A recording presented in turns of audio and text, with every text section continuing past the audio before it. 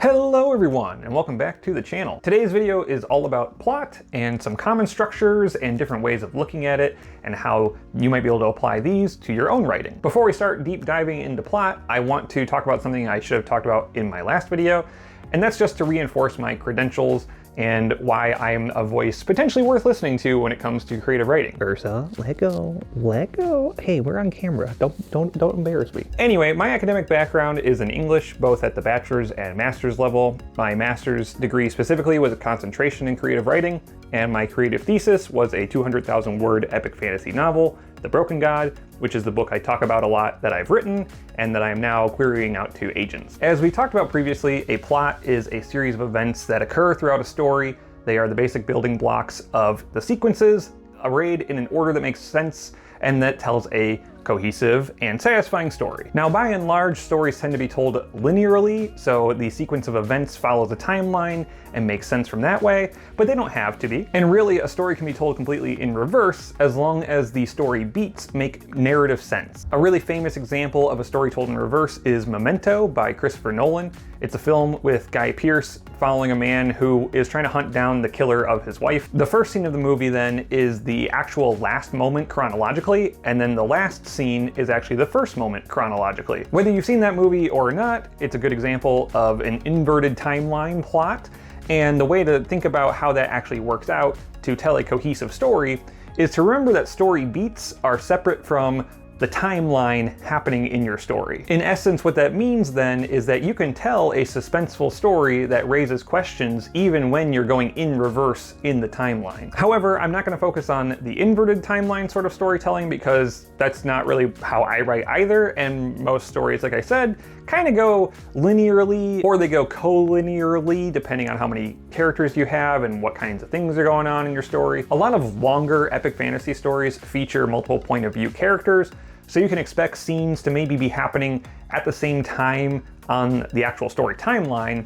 but the scenes are arranged in such a way to build a satisfactory rhythm that keeps the tension and the suspense building. And by and large, human beings like to see things in a structure that actually makes sense to our brains, and a timeline moving forward makes a lot more sense to our brains than a timeline told in reverse. Regardless of how the story is told though, when it comes to chronological order, the big thing to remember is a story has to have ups and downs kind of at a standard rhythm throughout the book. A movie where a character never struggles is going to be really boring. Similarly though, a movie where the protagonist ends up losing at the end after a big buildup of what they can do is generally going to be viewed less favorably. And the important distinction here is when I say protagonist, I don't mean the good guy, I mean the main character that the story is following. You can absolutely have a villain be in a protagonist role. A recent and very successful example of this was actually Thanos in Avengers Infinity War. We as viewers know that he's the villain of the whole Infinity Saga, but that specific film structured the story so that he was actually at the core and he was the protagonist going through all of the hero's journey steps that I'll talk about in a little bit here. But as with all things, I will assume that there are probably some exceptions to the things that I'm talking about, and I would be hard pressed to find them off the top of my head, but I am also open to being corrected. So let's go ahead and actually dive into this now. I wrote up at the top here that the plot is a story's blueprint, because just like building a house, building a Lego set, etc., etc., there are steps and instructions of how to follow it, and you need to follow that rhythm to make a satisfactory and complete end product. Now again, that doesn't mean you have to plan out everything, and it doesn't mean that there's only one way to plan.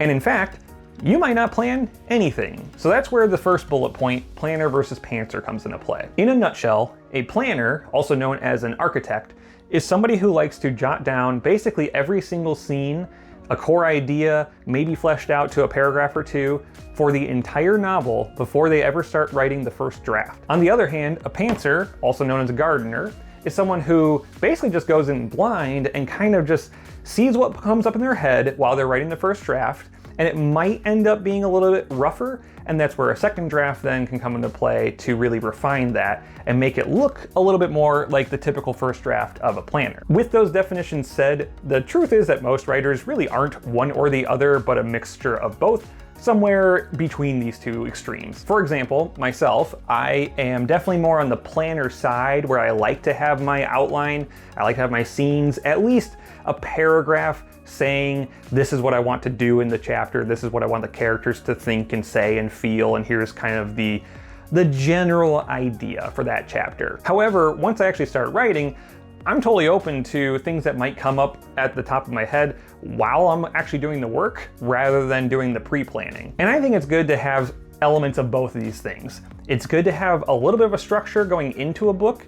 It's also good to leave yourself open to new ideas that will pop up while you're actually writing. Using myself as an example again, when I am in that kind of mode where I've written something that wasn't necessarily in my outline, I will actually add that to the outline and correct it. So that way I can then start planning for the further chapters that I might not have gotten to yet and make sure the scenes are all going to be cohesive. I will say if you consider yourself a 100% planner, consider being a little bit more loosey-goosey with your actual scene writing because you might surprise yourself and explore a different direction for your story or your characters than you were initially planning. On the other side, if you are a 100% pantser, I would say it's good to at least have a very broad overview for at least your beginning, middle, and end. I think the biggest issue a lot of inexperienced writers run into, and I know this because I was one, is that you go into a story not having really any idea of where you're actually going. Usually I would just have an idea for a beginning, I would get about 3 to 4 chapters in, I would realize I had no idea what I was doing, and I would scrap yet another story. So even if you don't want to do any outlining, I think it would behoove you to have a good idea of what ending you want to shoot for, and then you get to build toward that in your surprise pantsing kind of way. Regardless of where you fall in the planner versus pantser spectrum, you will still have some kind of a story structure by the time that you're finished. So some very common plot structures that you've probably heard of in your life. We have 3-act structure, that's typically talked about with movies. Then we have 5-act structure, which is typically more of a theater approach. If you've ever read any Shakespearean works, particularly the tragedies, typically the climax happens towards the end of Act 3, and then 4 and 5 are the falling action and resolution. Then of course we have the hero's journey. Hero's journey is a very common thing. It's also called the monomyth. This was popularized by Joseph Campbell, who basically studied different world histories and mythologies and folklore and realized that there's a common hero's journey that we typically see across most stories across history. Going back to Avengers from earlier, Thanos' story, you can plot that on the entire hero's journey. I might make a video about that later on. Now I was planning to talk more about the hero's journey specifically today and how to kind of plot a story on that circle, but I don't want this video to get too terribly long, so I'll probably postpone that for another video. Regardless of the type of structure you use, whether it's any of these or if it's 7-point format, Save the Cat, which is still largely 3-act structure, you'll still end up with what I keep saying, the beginning, the middle, and the end. My preference for a beginning is one that sees the character in their kind of normal world, whether that's fantastical or not, prior to getting into the actual thick of the story. In all of these structures, that's considered to start with kind of a more expository beginning, and then there's an inciting incident that drives your character out of the normal world and into the special world, so to speak. In the hero's journey format specifically, there's usually a refusal of the call as well.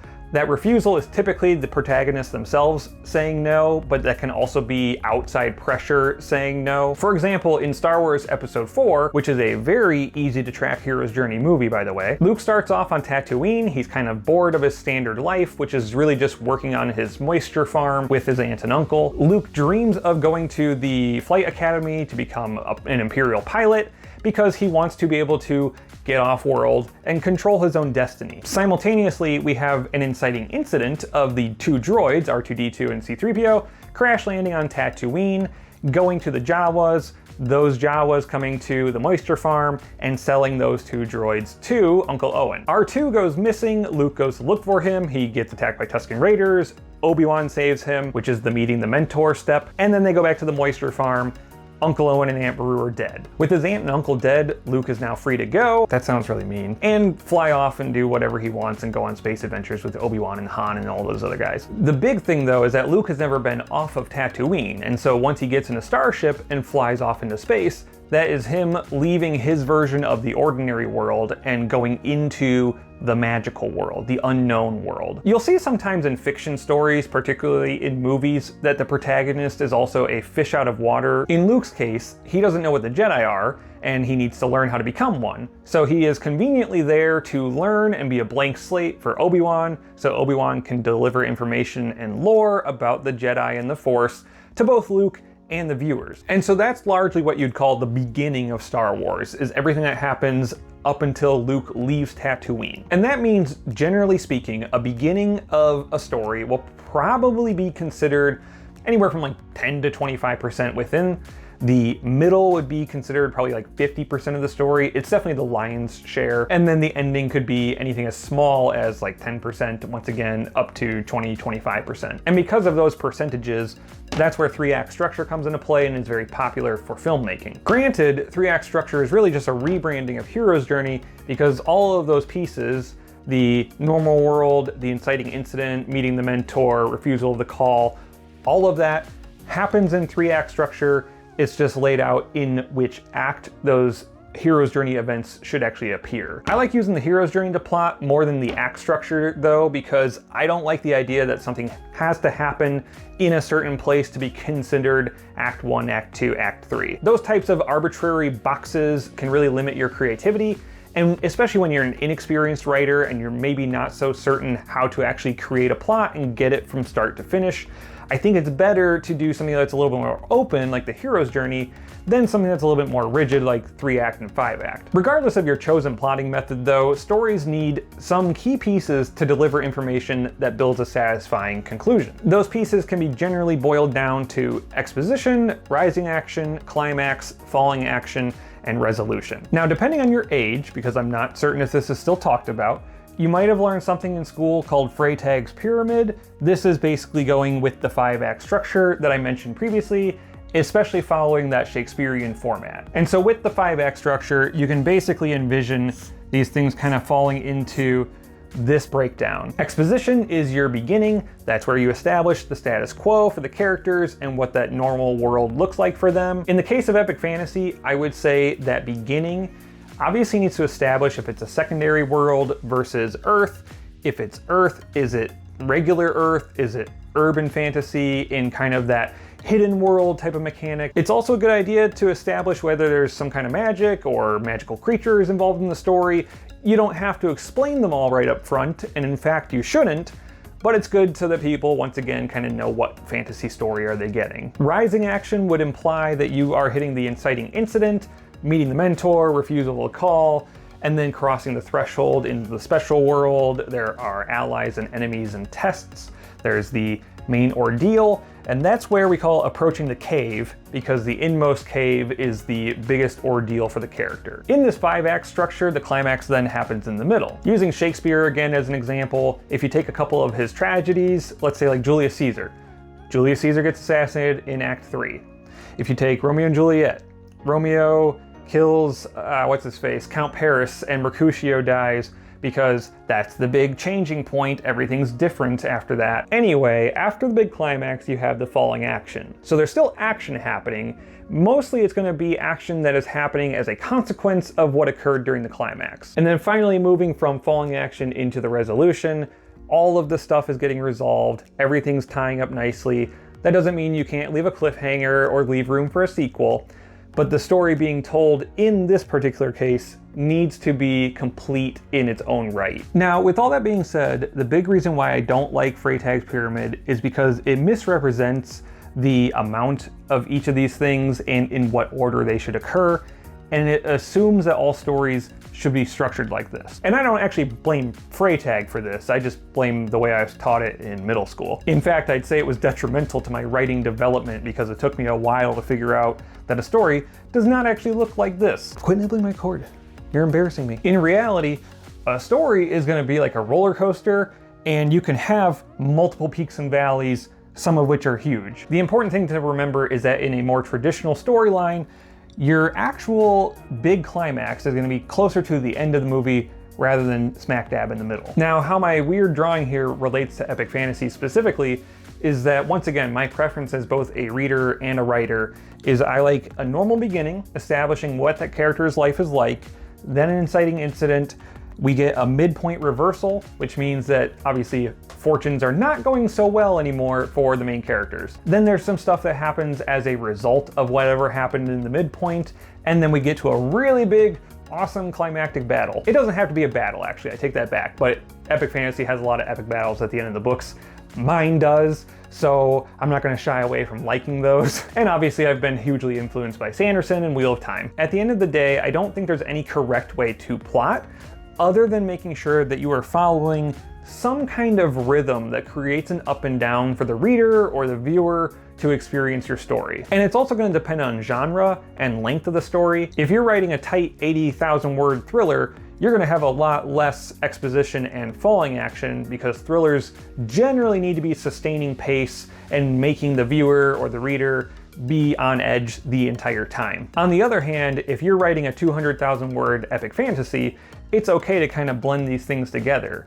You'll have exposition that happens during action sometimes, but more specifically, actions can happen that result in exposition that then result in additional rising action. You could imagine that then all these flat lines mean exposition. Of course, exposition doesn't mean that you just stop the story and info dump suddenly. The exposition still needs to be woven into what's currently happening in a scene. That's more referring to what I've stated already, which is that when it comes to, let's say, world building, you don't want to just info dump that up front. You want to lace it in throughout the story when it makes sense. Now, in my opinion, making sense means that the characters are naturally progressing through the story and they have encountered this new piece of world building that we need explained. They talk about it or something along those lines. Missy, you need to calm down. Here, yeah, play with that. Taking my own book as an example, the story goes through 3 different nations and crosses about 2,000 miles, and there's also magic and demons and other weird stuff.